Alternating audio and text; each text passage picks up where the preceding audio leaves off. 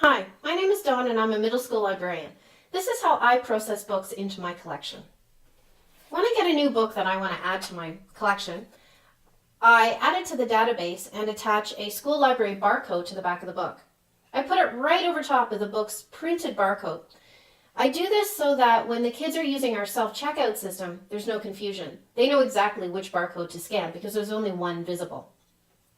At the same time that I'm adding the book to the database, I have a Word document open on my monitor, and I'm creating my call number labels at the same time.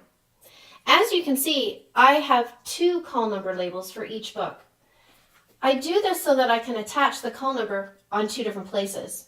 The first is on the spine, where you would expect, and second, I attach it to the corner of the barcode label. I do this so that it's easier to shelve the books. No matter how skinny the spine is, I can always read the call number as it's printed on the barcode.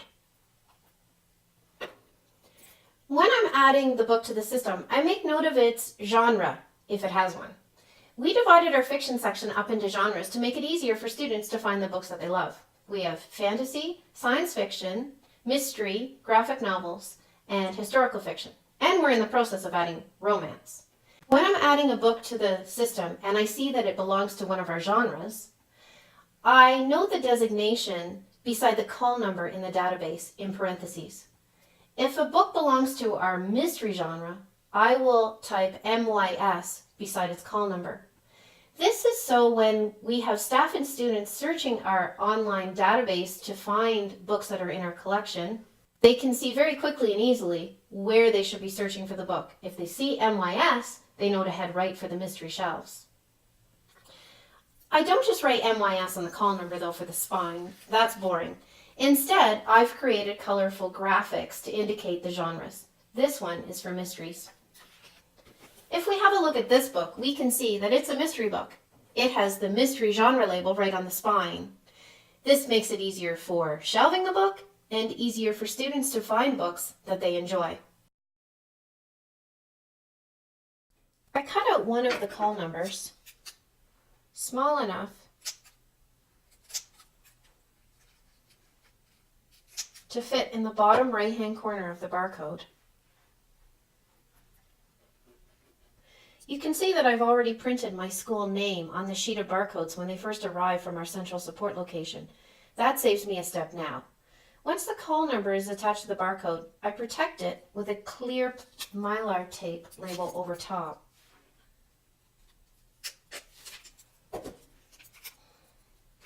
A piece of clear book tape works just as well. Okay, the barcode label is finished. It has our school name printed on it, the call number in the corner. It is placed over top of the book's printed barcode to avoid scanning issues when our students are using the self-checkout. And it has been protected by a piece of mylar or clear tape. So now we move on to the spine labels. I cut out the second call number label.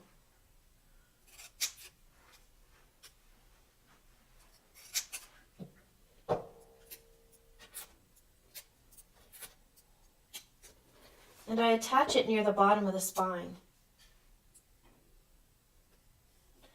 If the book belongs in one of our genre fiction areas, I attach the genre label right over top.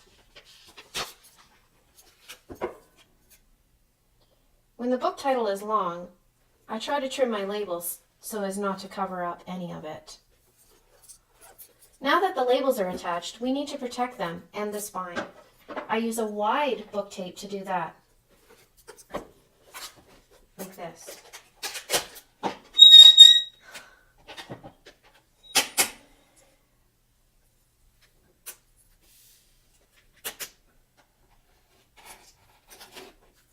It is important to always tape slowly and to avoid bubbles and wrinkles in the tape.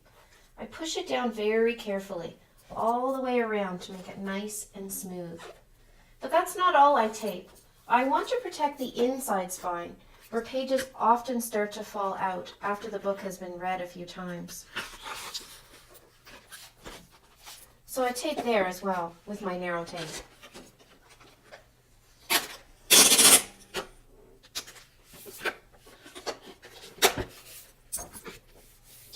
Books get get dog-eared at the edges of their covers, so I tape that too.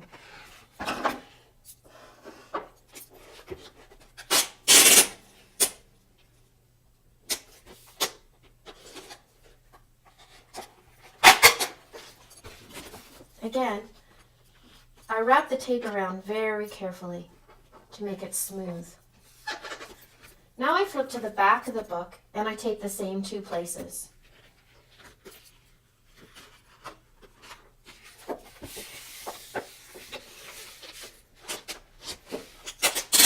The inside spine,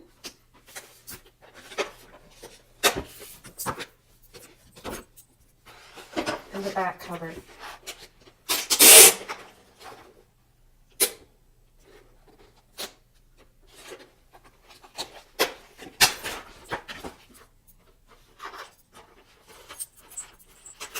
Wrapping it carefully to avoid bubbles. Now that my book is all labeled and taped, I need to stamp the inside. On the title page of the book, remember the title page has both the title and the author's name. I need to stamp with the date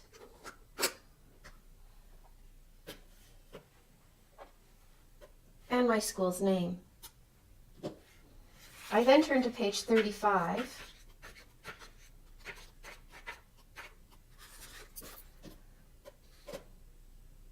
I stamp my school's name, and to the back of the book at the last page of content.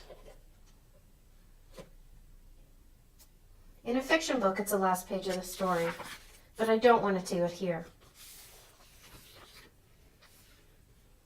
Now that my book is all taped and labeled and stamped, it's ready for display. Voila! So again, we've got the genre label, the call number on the spine, and the call number on the barcode. Now our book is ready for display. I have a bookshelf in my library that's full of new books that have recently been added to the collection. Staff and students know when they walk by on their way into the Learning Commons that these are our new books, and they should stop, have a browse, and borrow something. Thank you for watching this behind-the-scenes look at how to process a new book into our collection. Please be in touch if you have any questions or want to share an idea. I'm always looking for good ones. Thank you. Enjoy your library and happy reading.